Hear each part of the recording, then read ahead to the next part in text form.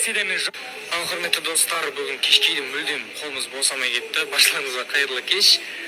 Және де қолымыз тимей, сторисқа да шықпадық. Және де сеттен бізде проблема. Бүгін мал сойып, басын ұйтып, және де үстіміздің барлығы ысасып кеткен бар енді. Бірақ та кешке қарай баняға түсіп алып, қазір магазинге келіп, өзіме керек заттар алып жатырмын.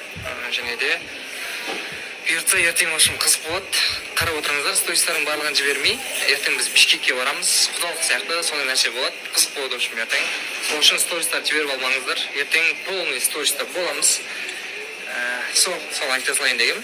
Бүгін неше сториста болмадық, және де ертең қандай қызықтар болады, соны айтып, қазір үйге қайтам. Үйде келіншегім күтіп отыр. Келіншегіме йогурт алуым керек.